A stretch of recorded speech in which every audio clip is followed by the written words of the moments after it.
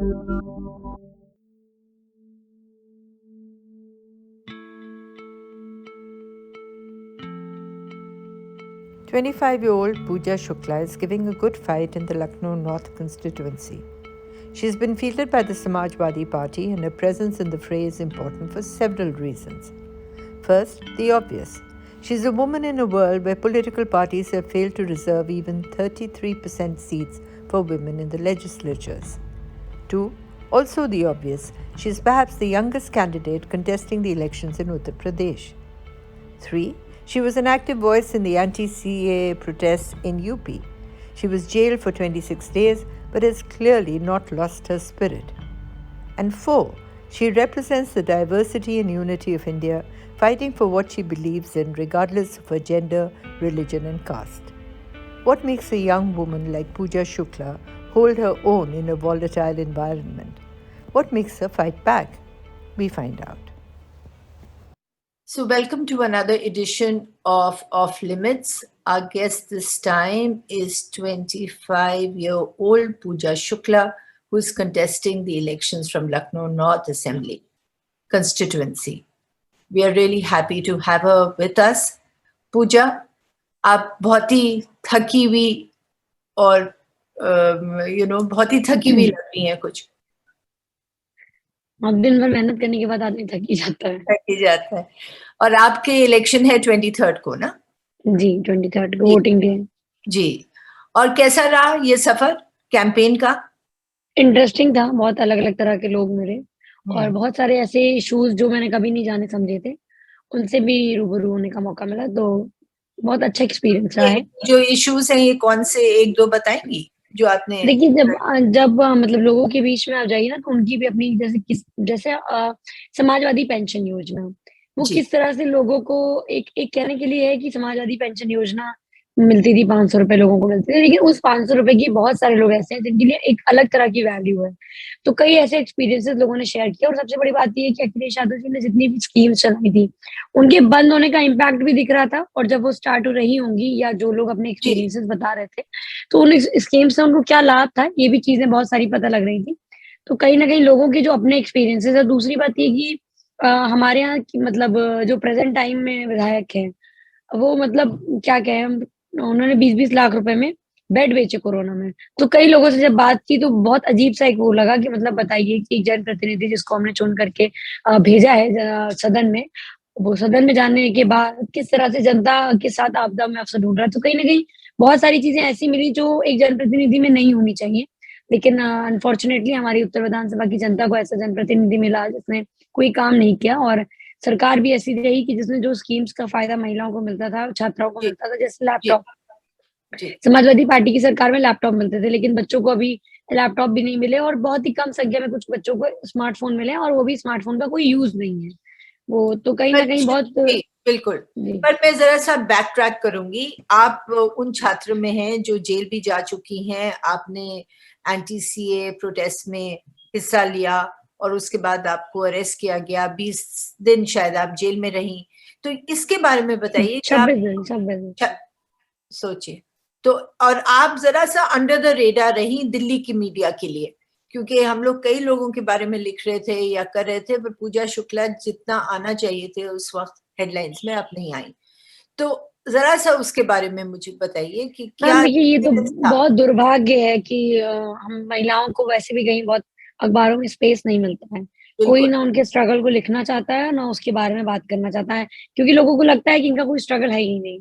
तो ये जो एक माइंडसेट है उसके खिलाफ एक बड़ी लड़ाई है. और दूसरी बात ये कि दिल्ली में रहकर के जो लोग पॉलिटिक्स करते हैं उनके लिए मेन स्ट्रीम में आना बहुत ईजी रहता है, लेकिन यूपी में और खासतौर पर महिला होकर कोई अगर पॉलिटिक्स में रहता है तो बहुत स्पेस नहीं मिलता मीडिया में. मुझे लगता है कि जितना संघर्ष हम लोगों ने किया होगा या उत्तर प्रदेश के अंदर छात्र करते हैं या युवा करते हैं, उनको कोई भी रिकॉग्नाइज नहीं करता, कोई अखबार रिकॉग्नाइज नहीं करता.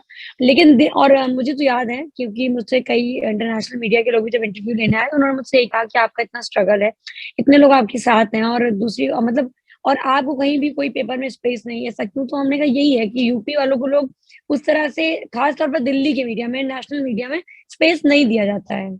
आपका जरा ये शेक बहुत कर रहा है पूजा. जी. हाँ, ये तो सही है. पर आप बताइए कि जब आप अरेस्ट हुई और हमने उस वक्त फोटोग्राफ्स भी आपकी छापी थी, तो कैसा महसूस हुआ? और ये जो दिन थे आपके जेल में, ये एक लर्निंग एक्सपीरियंस था, इसमें आपने क्या सीखा?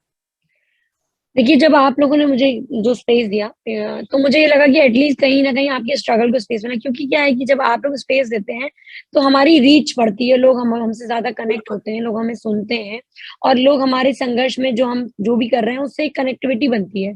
और कहीं न कहीं जो बात हम 10, 20, 50, 100, 1000 लोगों में फैलाते हैं, वो आपके माध्यम से हम लाखों लोगों में, करोड़ों लोगों में लेकर के जा पाते हैं। तो कहीं न कहीं आप लोगों ने मुझे स्पेस दिया, इसके लिए बहुत धन्यवाद।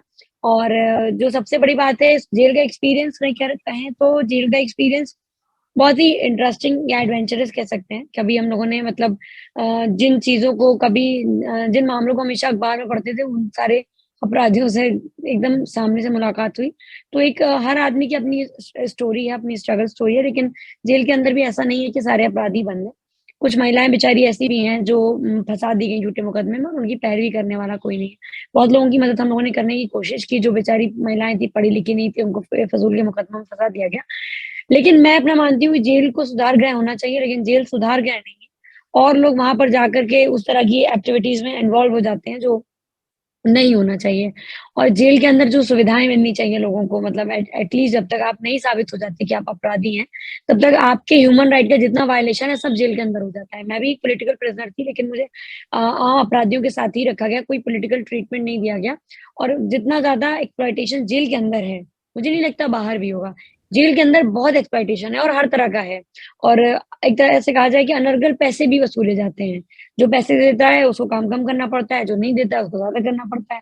तो कहीं न कहीं जेल के अंदर मुझे लगता है, जो मेरा अपना मानना है कि साइकोलॉजिकली लोग बहुत वीक होते जा रहे हैं, क्योंकि जेल भी 2 तरह की, एक अंडर ट्रायल वाली कैदियों के लिए होती है और एक होती है अपराधियों के जी, लिए, जो बिल्कुल। जिनका अपराध सिद्ध हो जाता है। लेकिन अंडर ट्रायल वालों के साथ क्या है कि उन लोग में से कोई बेगुनाह भी है और कोई नहीं भी है।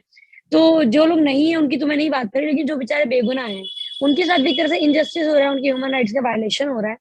तो ये सब चीज़ें देखी, प्लस और भी तो एक्सपीरियंसेस आपकी मुझे फैमिली में क्या आपके पेरेंट्स बहुत ही परेशान हो गए होंगे उस वक़्त? एग्ज़ैक्टली मेरी फैमिली में तो कोई थाने पे नहीं गया होगा और मैं जी, जेल चली गई, तो जी, परेशानी तो बहुत होती है। और फिर आस-पास की जो सोसाइटी है, देखिए हम लोग जिस परिवेश से निकल कर के आते हैं, वहाँ पर जेल जाना कोई बहुत अच्छी चीज़ नहीं माना जाता है। लेकिन चूँकि हम लोग जन आंदोलन में गए हैं, जेल और लोगों और पेपर में स्पेस मिल जाता है थोड़ा बहुत कभी-कभी, तो उससे लोगों को लगता है हाँ, हाँ, आंदोलन में गई हैं, नहीं तो किस तरह की र्यूमर्स क्रिएट होती हैं, आप बहुत अच्छे से जानती होंगी, और महिलाओं के प्रति तो किस तरह का माइंडसेट है, किसी से छुपा नहीं है। लेकिन जी, हाँ, ये है कि बहुत ही परेशान थे घरवाले। तो जी। बहुत ही ज़ाहिर-सी बात है, किसी का भी बच्चा अगर जेल चला जाएगा और और क्या, बिल्कुल। ऐसी सरकार होगी जो कहीं पे भी मरवा देती हो, तो लोग डरेंगे ही। जी, बिल्कुल। तो अब ये जो आप इलेक्शन लड़ रही हैं, ये जो कहेंगे विंडिकेशन, मतलब इसमें आपको ज़्यादा साहस मिली होगी और एक पार्टी ने आपको अपनाया और अब आप एक लेजिटिमेट कैंडिडेट हैं। तो वो सब अब पीछे हो गया, जो वो एक्सपीरियंस था आपके परिवार के लिए और आपके लिए? देखिए, ये तो बहुत खुशी की बात है और मेरे परिवार के लोग और मैं, हम सब लोग और हर उस आम परिवार की बेटी की तरफ से मैं अखिलेश यादव जी को धन्यवाद देती हूँ। क्योंकि देखिए, इस तरह की मनी मसल पावर पॉलिटिक्स में किसी लड़की को रिकॉग्नाइज़ेशन देना, किसी लड़की को प्लेटफ़ॉर्म देना या किसी लड़की को अपॉर्च्युनिटी देना एक बहुत बड़ी बात है। और मेरे लिए बहुत बड़ी बात इसलिए भी है कि लखनऊ जैसी राजधानी में अखिलेश यादव जी ने मुझको चुना और मुझे अपना एमएलए कैंडिडेट बनाया। तो कहीं न कहीं अखिलेश यादव जी की ये नई सोच है और मुझे लगता है कि महिलाओं के प्रति जो अखिलेश यादव जी का हमेशा एक विज़न रहा है, वो अपने आप में बहुत सराहनीय है। और मैं कहती हूँ कि मेरी तो कोई पॉलिटिकल विरासत भी नहीं है। मैं बहुत आम परिवार से आती हूँ, ना हमारी पार्टी में टिकट जो है पैसों से बिकते हैं। तो हमारी पार्टी में जो टिकट है वो आपके स्ट्रगल से पर मिलते हैं, आपकी मेहनत से मिलते हैं। 2 लोग जो सीए में प्रोटेस्ट किए थे और जेल में गए थे, एक आप हैं, एक सदफ हैं, वो कांग्रेस से हैं, आप सपा से हैं। आप लोग में तालमेल है कि अलग-अलग पार्टी होने की वजह देखिए, से? हम लोग का बहुत मुलाकात नहीं हो पाती है, क्योंकि हम लोग अपने-अपने फ़ील्ड में बिज़ी रहते हैं, उनकी अलग कॉन्स्टिट्यूएंसी, मेरी अलग कॉन्स्टिट्यूएंसी है। और मैं मानती हूँ कि डेमोक्रेसी है, डेमोक्रेसी में हर किसी को एक-दूसरे का सम्मान करना चाहिए। तो हम जी, लोग भी सम्मान करते हैं, लेकिन मेरा अपना मानना है जो कि अब टाइम ही नहीं मिल पाता, हम लोग पूरा दिन कॉन्स्टिट्यूएंसी में रहते हैं, उससे पहले भी कॉन्स्टिट्यूएंसी में ही रहते थे। तो चीज़ें बहुत डिफरेंट हैं और पूरा मूवमेंट जो था, ये हमारी कॉन्स्टिट्यूएंसी के अंदर था। तो मुझे लगता है कि लोगों को एक-दूसरे का सम्मान करना चाहिए, बाकी हम लोग एक जी। आप आपका आपने एक चीज़ पे इशारा किया कि जिस सोसाइटी में रहते हैं, फिर जेल में मैं फिर से पूछ लेती हूँ। जी, आपने जी, एक जी, तरफ जी। इशारा किया कि जब जेल में गईं तो एक सोसाइटी में इम्पैक्ट होता है। दूसरी चीज़ मैं जो पूछना जी। चाह रही हूँ, जो आपने इशारा किया कि सोसाइटी में जेल जाना, जिस तरह की सोसाइटी में आप रहती हैं, उसमें ज़रा-सा मुश्किल भी और फिर बाद में क्योंकि आप आंदोलन में थीं और चीज़ में थीं, तो लोगों ने समझ लिया। आज चुनाव है और ये जो चुनाव है, इसमें जहाँ भी जाइए तो कास्ट ही की बात होती है। ये कास्ट, वो कास्ट, कौन किस पे वोट कर रहा है, कौन कहाँ वोट कर रहा है, तो ज़्यादातर ये कहा जा रहा है कि upper caste Bharatiya Janata party के साथ ज़्यादातर हैं। तो आप किस तरह से इसमें रिकंसाइल और कैसे फिट होती हैं इस पिक्चर में, जहाँ पर एक तरह का देखिए काफ़ी रिजिड कास्ट लाइन्स हैं? देखिए, मैं आपको बताऊँ कि मुझे लगता है कि यूथ और ख़ास तौर पर महिला, उनको कास्ट और रिलिजन के बैरियर को तोड़ना चाहिए। हमें कास्ट और रिलिजन के बैरियर में नहीं फँसना चाहिए, क्योंकि देखिए हम लोग भी अगर उसी पॉलिटिक्स को आगे बढ़ाएँगे, कैरी आउट करेंगे, तो कोई उस चीज़ का मतलब फिर कोई चेंज नहीं कर सकते हम सोसाइटी में। तो सोसाइटी में चेंज करने के लिए आपको रिलिजन और कास्ट के बैरियर को तोड़ना पड़ेगा। और अगर आपने इन बैरियर्स को नहीं तोड़ा, तो आप एक नई पॉलिटिक्स की स्थापना नहीं कर पाएँगे। फिर वही जो चली आ रही चीज़ें हैं, कास्ट के नाम पर वोट, रिलिजन के नाम पर वोट, वही मिलेगा। जैसे मेरी कॉन्स्टिट्यूएंसी है, मेरी कॉन्स्टिट्यूएंसी में लोग जो अलग माइनॉरिटीज़ हैं, वो भी मुझे वोट देंगे। और जो अदर अपर कास्ट है, वो भी वोट करेगा। हर और जो हमारी बैकवर्ड कास्ट है वो भी वोट करेंगे, तो सारी कास्टेस मिलकर के वोट करेंगी, क्योंकि as a youth, as a female ये बहुत बड़ी अपॉर्च्युनिटी है कि मुझे सब समाज के लोगों के लिए काम करने का मौका मिला और मैंने काम भी किया है। ऐसा नहीं है कि मैंने किसी पर्टिकुलर रिलिजन, पर्टिकुलर कास्ट के लिए काम किया हो। मेरे साथ हर कास्ट, हर रिलिजन के लोग हैं और मुझे लगता है कि हम महिलाओं को खास तौर पर राजनीति में आने के बाद 2 बैरियर्स को तोड़ना चाहिए, कास्ट और रिलिजन के बैरियर को तोड़ना चाहिए और जो फीमेल्स को लेकर के एक माइंडसेट सोसाइटी के अंदर बना है कि ये नहीं कर सकती, ये पॉलिटिक्स में नहीं आ सकती, ये एमएलए नहीं लड़ सकती, इस बैरियर को भी तोड़ना चाहिए और इस बैरियर को भी तोड़ना चाहिए कि किसी विधायक का बेटा ही क्यों विधायक बने? क्यों नहीं किसी आम परिवार के बच्चे जाकर के सदन में अपनी बात को रख सकते हैं? क्यों नहीं किसी ऐसे घर के बच्चों को मौका मिले जिनकी कोई पॉलिटिकल विरासत ना रही हो लेकिन उनके अंदर वो कैपेबिलिटी हो कि वो खुद को साबित कर सकते हैं। तो मुझे लगता है कि अखिलेश यादव जी ने मुझे मौका दिया कि मैं अपनी पॉलिटिकली कैपेबिलिटी को मैं अपने जनता के बीच में जो मैंने संघर्ष किया है, उसकी क्षमताओं पर भरोसा रखते हुए खुद को साबित करूँ। अपॉर्च्युनिटी एक बार मिलती है, आपको उसको साबित करना होता है और मुझे मिली और मैं उसको साबित करूँगी। जी। ये हुँ। और 1-2 और सवाल मुझे मालूम है कि हम लोग 7 बजे सुबह आपसे बात कर रहे हैं और आप जाने वाली हैं अपने कैंपेन में। पर जल्दी से ये जो कपड़ों की बात है, जैसे होता है कि अगर किसी पे बलात्कार हुआ तो पुलिस कहने लगती है वो कपड़े ऐसे पहनी थी इसीलिए वो आदमी गए। कोई लड़की मॉडेस्टली नहीं पहन रही है। अब हिजाब पे हो रही है ये कंट्रोवर्सी, तो जब ये पूरी चीज़ को आप कैसे देखती हैं? देखिए, जब भी उत्तर प्रदेश में चुनाव आता है, इस तरह की कंट्रोवर्सीज़ आ जाते हैं। कभी कब्रिस्तान का नाम ले आएँगे, शमशान का ले आएँगे, कभी देखिए, जो लोग 5 साल काम नहीं करते हैं, उनको किसी भी तरह का फर्जी प्रोपेगेंडा सोसाइटी के अंदर क्रिएट करके लोगों को डाइवर्ट करना होता है। मैं इन सब इश्यूज़ पे कभी बात नहीं करती। उसका एक बहुत सीधा-सा मतलब है कि इन इश्यूज़ पर चुनाव के टाइम बात करने का सीधा मतलब है कि भारतीय जनता पार्टी चाहती है पोलराइज़ेशन हो और उसकी पोलराइज़ेशन की पॉलिटिक्स में हम उसको सपोर्ट करें। मुझे लगता है कि मुद्दा ये नहीं होना चाहिए कि किसने क्या पहना। मुद्दा ये होना चाहिए कि भारत के अंदर बलात्कार की घटनाएँ क्यों हो रही हैं? मुद्दा ये होना चाहिए कि क्यों नहीं आज भी लड़कियाँ घरों से आधी रात में निकल सकती हैं? मुद्दा ये होना चाहिए कि क्यों आज भी रोज़गार के लिए हमारे बेरोज़गार नौजवान छात्र सड़क पे पिट रहे हैं? मुद्दा ये होना चाहिए कि किसानों के ऊपर थार चढ़ाने वाले मंत्री का बेटा क्यों जेल से बाहर आ गया? क्यों नहीं उसको कोई सज़ा दी गई? मुद्दे बहुत सारे हैं। मुद्दा ये होना चाहिए कि एक गरीब घर के लोगों को अभी भी राशन क्यों नहीं मिल रहा है? मुद्दा होना चाहिए कि समाजवादी पेंशन जो मिलती थी महिलाओं को क्यों नहीं मिल रही? मुद्दे बहुत सारे हैं, लेकिन लोग क्या है कि पोलराइज़ेशन के मुद्दे पे बात करेंगे और वो चाहते हैं कि पोलराइज़ेशन के ही मुद्दे पे बात हो, क्योंकि मैं तो देखती हूँ कि तमाम लोग मुझसे सवाल पूछने आते हैं और वो जानबूझ करके ऐसे सवाल पूछते हैं जिससे कोई कंट्रोवर्सी हो। मुझे समझ में नहीं आता कि विदाउट कंट्रोवर्सी क्यों नहीं मीडिया को लगता है कि वो लोगों तक कुछ अच्छा पॉजिटिव कंटेंट पहुँचा सकती है। सिर्फ़ कंट्रोवर्सीज़ पहुँचाने से, सिर्फ़ कुछ मसालेदार चीज़ मिल जाए जिससे पोल लेकिन ये हमारी सोसाइटी के लिए हो सकता है कि किसी का अखबार बहुत चल जाए, किसी का मीडिया चैनल बहुत चल जाए, लेकिन हमारे देश के, हमारे समाज के एक बड़े वर्ग का बहुत बड़ा नुकसान होता है। हमारे बीच में जो आज खाई खुद गई है, 2 लोगों के बीच में, उसका बहुत बड़ा कारण ये है कि मीडिया का बायस्ड हो जाना और ऐसे इश्यूज़ बीजेपी चलाती है और मीडिया चलाती है, क्योंकि एडवर्टाइज़मेंट भी सबसे ज़्यादा वही देते हैं। बिल्कुल, बिल्कुल। जी। कॉन्स्टेंटली एडवर्टाइज़मेंट भी, कॉर्पोरेट सेक्शन पॉलिटिकल कंट्रोल भी, सब तरह की चीजें हैं। जी हाँ, मतलब सब तरह की चीजें हैं, तो आप यंगेस्ट एमपी हैं शायद, जो अगर आप जीते भी तो आप यंगेस्ट एमएलए। MLN हाँ, जी, राइट। तो अब राइट। क्या अगर आप जीती तो आपका फर्स्ट इशू क्या होगा? हमारे यहाँ लोकल बहुत इश्यूज हैं। मतलब सबसे बड़ी बात ये है कि शिक्षा, स्वास्थ्य, रोजगार तो एक बड़ा इशू है ही। वो ओवरऑल परसेप्शन में है, लेकिन जहाँ से मैं एज़ अ रिप्रेजेंटेटिव जाऊँगी, मेरी प्रायोरिटी पहले वहाँ के मुद्दे होंगे। तो मेरे लिए लोकल बहुत सारे इश्यूज हैं। आज भी हम लखनऊ जैसी जिसको स्मार्ट सिटी कहा जाता है, वहाँ पर आज भी जलभराव की बहुत बड़ी समस्या है। आज भी वहाँ पर स्वास्थ्य की कोई सेवाएँ लोकल लेवल पे नहीं है। शिक्षा के लिए कोई भी ऐसा सरकारी स्कूल नहीं है जहाँ पर हम आम परिवारों के बच्चे अपने आप, मतलब जिनके परिवार के बच्चे पढ़ने जा सकें। बहुत सारे इश्यूज़ हैं। हमारी विधानसभा में बहुत बड़ी संख्या में चिकनकारी का काम करने वाली महिलाएँ हैं। आज भी उनको उनकी मेहनत का दाम नहीं मिलता है। बहुत सारे इश्यूज़ हैं लोकल लेवल पर। मैं चाहती हूँ कि मुझे अगर मौका मिले तो मैं पहले अपने लोकल लेवल के जो इश्यूज़ हैं, ख़ास तौर पे हमारी क्षेत्र की जनता के, उनको सॉर्ट आउट करने का काम करूँ, क्योंकि पहली जो प्रॉब्लम जो उनको फेस करनी पड़ती है घर से निकलते ही, वो नालों से बहता हुआ पानी और घरों में घुसा हुआ पानी। तो कहीं न कहीं पहले उनके लोकल इश्यूज़ को अगर हम सॉर्ट आउट कर देंगे, तो हम आगे चीज़ें और बेहतर कर सकते हैं। बिल्कुल।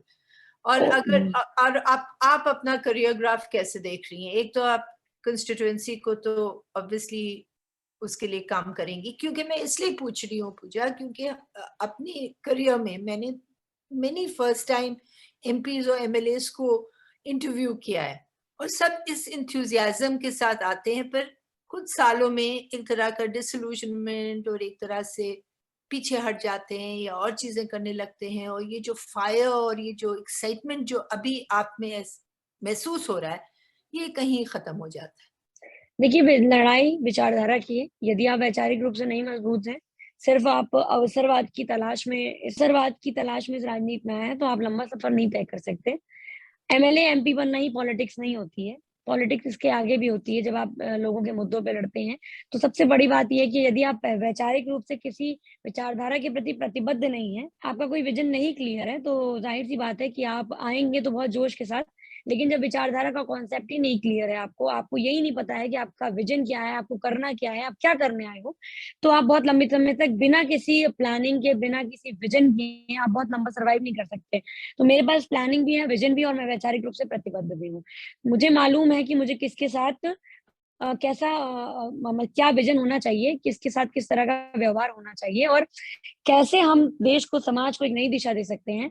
सिर्फ़ कॉन्स्टिट्यूएंसी की बात नहीं कर रही मैं, ओवरऑल समाज की बात कर रही हूँ। अगर मैं कास्ट, रिलिजन और मैस्कुलिन बैरियर्स को तोड़ करके यहाँ तक आई हूँ, तो ये मेरी प्रतिबद्धता और मेरी ज़िम्मेदारी भी है कि मैं बड़ी संख्या में लोगों को उससे मोटिवेट करूँ, ताकि आने वाले समय में कोई भी लड़की जो भी आम परिवार से आती है या जो भी गरीब परिवार से आती है, उसको ये ना लगे कि वो विधायक नहीं बन सकती, वो समाज के लिए कुछ नहीं कर सकती। यदि मैं यहाँ तक आई हूँ, तो मैं पूरी मेहनत और पूरी कोशिश के साथ आगे भी जाऊँगी, और मेरा विज़न बहुत क्लियर है।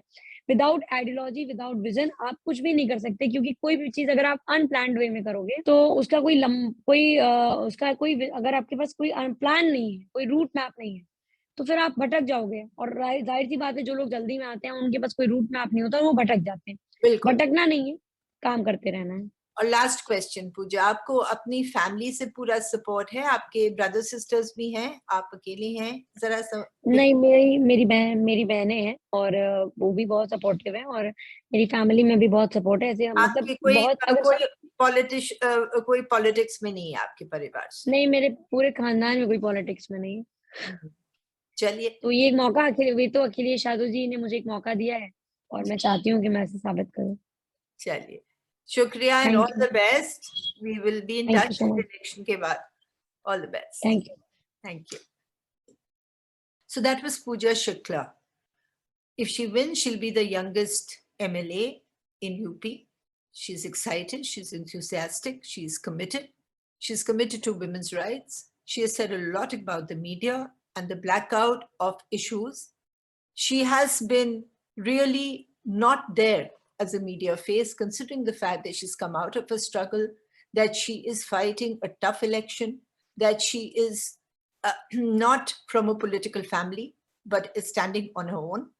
So we wish her well, and we will wait to see the results. Thank you.